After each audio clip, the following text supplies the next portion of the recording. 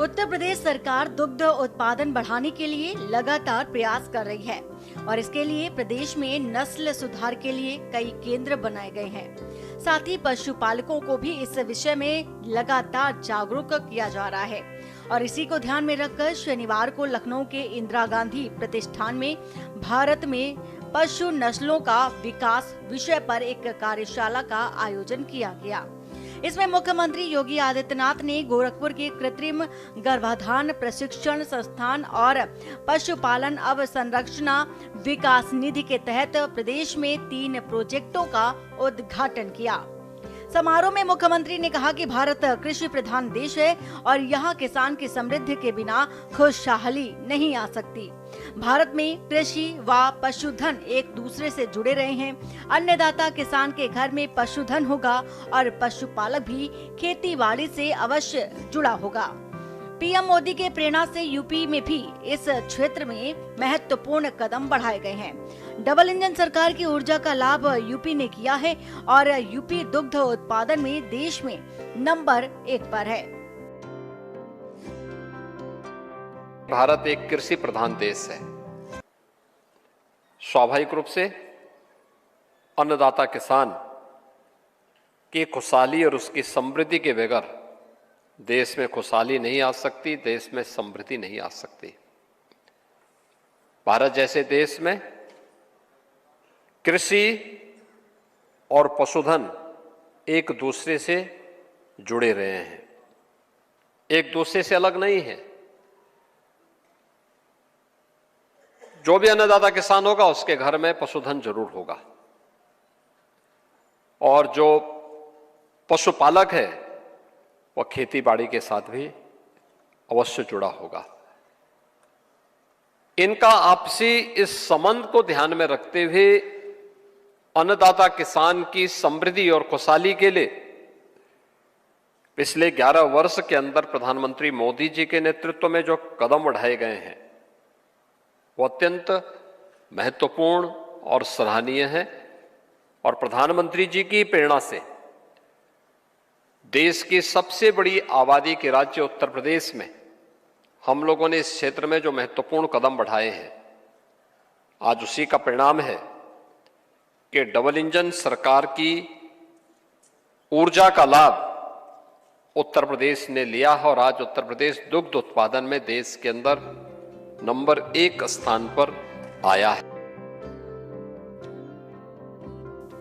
मुख्यमंत्री योगी आदित्यनाथ ने FMD बीमारी यानी कि खुरपका मुंहपका की चुनौतियों का जिक्र करते हुए कहा कि FMD के वैक्सीनेशन कार्यक्रम प्रारंभ हुए और फिर बीच में उसे रोका गया, लेकिन केंद्रीय मंत्री ने सैचुरेशन के लक्ष्य को प्राप्त करने के लिए आज आश्वासन दिया है कि सीएम ने आश्वासन किया कि पशुधन को FMD मुक्त बनाकर पशुपालकों के जीवन में खुशहाली लाने में योगदान देंगे।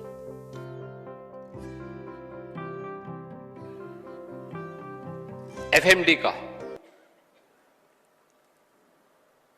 फुट एंड माउथ डिजीज के बारे में, जिसको आप खुरपका मुंहपका की बीमारी कहते हैं, इसके वैक्सीनेशन के कार्यक्रम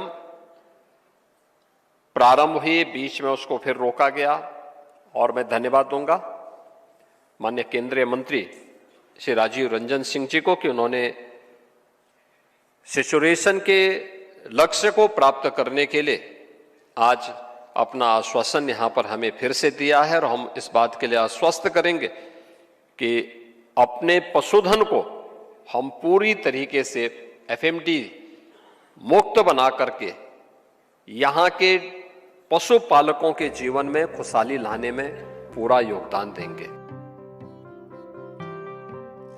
मुख्यमंत्री ने कहा कि पशुधन का असर वहां के क्लाइमेटिक जोन, उसके पालन और रख रखाव नस्ल पर भी प्रभाव पड़ता है।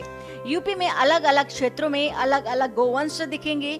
स्थानीय स्तर पर देसी पद्धतियों से जिन्होंने नस्ल को सुधारने के लिए प्रयास किए हैं, उन्होंने अच्छी नस्ल को बढ़ाने में सफलता प्राप्त कर ली। जो लोग प्रयास नहीं कर पाए, वहाँ पशुधन काफी पिछड़ा हुआ था। आत्मनिर्भरता के लक्ष्य को ही प्राप्त करती हैं और पशुपालन के क्षेत्र में पशुधन की अच्छी नस्ल हो इसके बारे में भी चिंता करती हैं।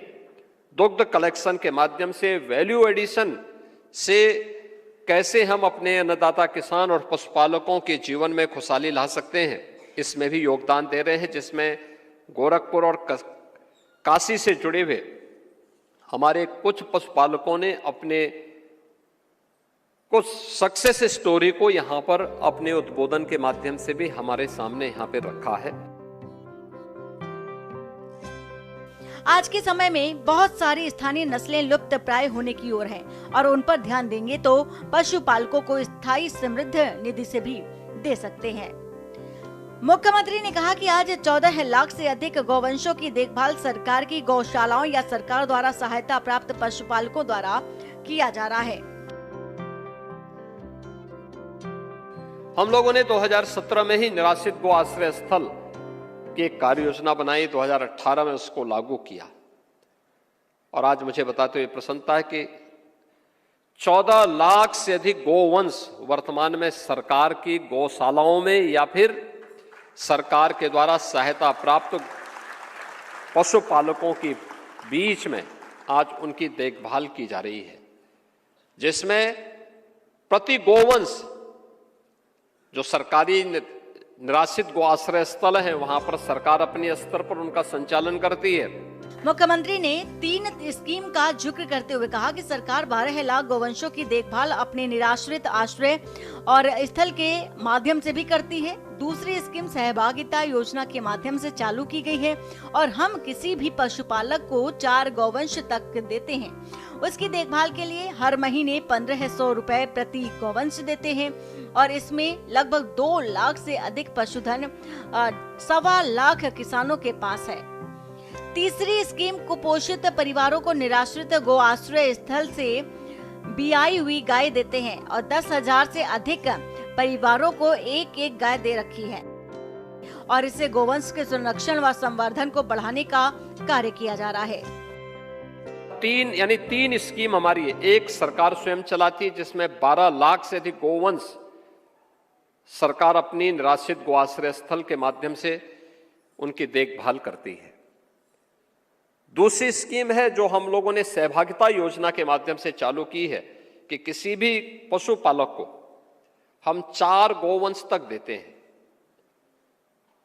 4 गोवंश वो कोई भी ले ले उसकी देखभाल करेगा और हर महीने हम उसे 1500 रुपया एक गोवंश का देते हैं। 1500 रुपया एक गोवंश का उत्तर प्रदेश सरकार उसे उपलब्ध करवाती है और यह भी एक मुझे प्रसन्नता है कि इसमें लगभग 2 लाख के आसपास किसानों ने इसका लाभ, 2 लाख से अधिक पशुधन इस रूप में लगभग 1,25,000 किसानों के पास यह आज मौजूद है।